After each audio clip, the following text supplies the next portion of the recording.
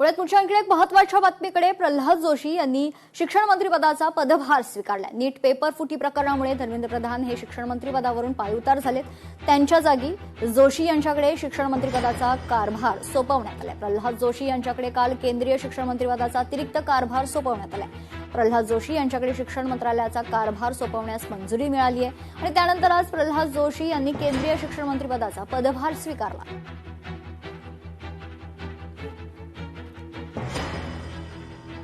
तर दुसरीकडे मंत्री बदलले म्हणून प्रश्न सुटलेले नाही. शिक्षण व्यवस्थेमध्ये बदल अपेक्षित आहेत. कोल्हापूरच्या छत्रपती शिवाजी महाराज विद्यापीठातील विद्यार्थ्यांच्या या प्रतिक्रिया आहेत.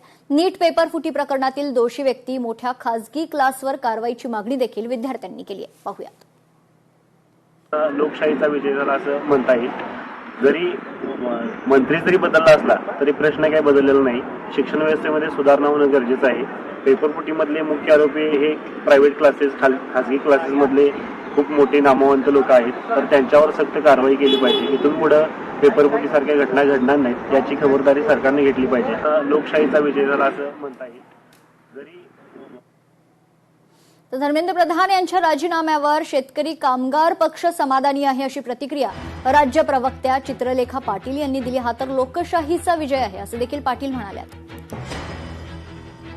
खरंच मला या ठिकाणी आभार मानायचे या तमाम देशाच्या युवकांना की त्यांनी ही चळवळ उभी केली आणि त्या चळवळीत त्यांना किती त्रास देण्यात आला.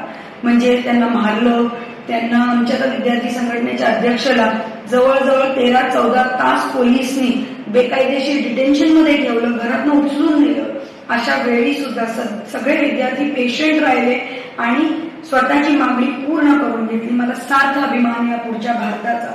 आणि खरंच पुन्हा एकदा दाखवून दिलं की भारत किती डिक्टेटरशिप आली, कितीही हे हुकुमशाह आहे, तरी भारत हे शाहू फुले आंबेडकरांच्या विचारावर चालणारा भारत आहे.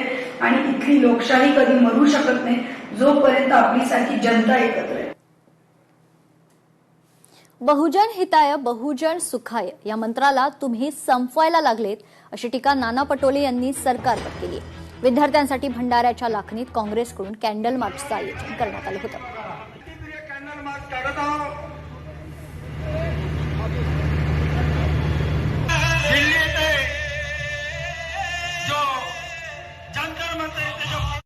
सरकारला किती शिवा लागल्या याची नोंद होईल, त्याची गिनती होईल आणि गिनतीच्या आधारावर त्या ठिकाणी त्या सरकारला पण माझं आव्हान आहे, तुम्ही माझ्या जनतेशी, माझ्या बहुजनाशी खाजवाल तर तुम्हाला ज्या ज्या कोपऱ्यात असेल त्या त्या कोपऱ्यात तुम्हाला मारल्याशिवाय हा नाना पटोले सोडणार नाही.